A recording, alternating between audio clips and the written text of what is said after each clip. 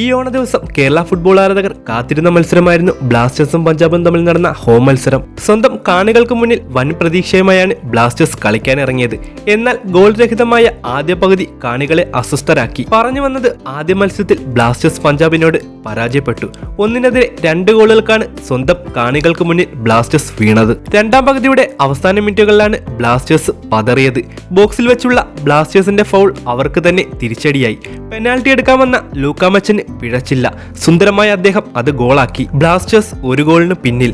എന്നാൽ കളിയുടെ 90-ാം മിനിറ്റിൽ പകരക്കാരനായി ഇറങ്ങിയ ബ്ലാസ്റ്റേഴ്സിന്റെ സ്പാനിഷ് താരം ജീസസ് ജിമിനസ് ബ്ലാസ്റ്റേഴ്സിന്റെ സമനില ഗോൾ നേടി. ആ സമനില ബ്ലാസ്റ്റേഴ്സിന് അധിക നേരം കൊണ്ടുപോകാൻ സാധിച്ചില്ല.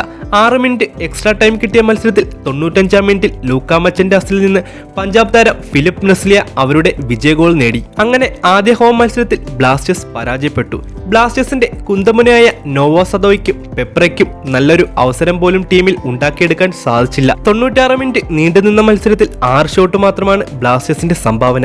അതും 4 ഓൺ ടാർഗറ്റ് ഷോട്ടുകളും. അവരുടെ മിഡ്ഫീൽഡ് സ്പെഷ്യലിസ്റ്റായ ലൂണയുടെ അഭാവവും ബ്ലാസ്റ്റേഴ്സിനെ നന്നായി ബാധിച്ചിട്ടുണ്ട്. ഈസ്റ്റ് ബംഗാളുമായാണ് ബ്ലാസ്റ്റേഴ്സിന്റെ അടുത്ത മത്സരം. അതിൽ വമ്പൻ തിരിച്ചുവരവ് നടത്തുമെന്നാണ് ആരാധകർ പ്രതീക്ഷിക്കുന്നത്. കൂടുതൽ ഫുട്ബോൾ വിശേഷങ്ങൾക്ക് ഫുട്ബോൾ ഫാക്ട്സിനു വേണ്ടി ഈ ചാനൽ ഇപ്പോൾ തന്നെ സബ്സ്ക്രൈബ് ചെയ്യൂ.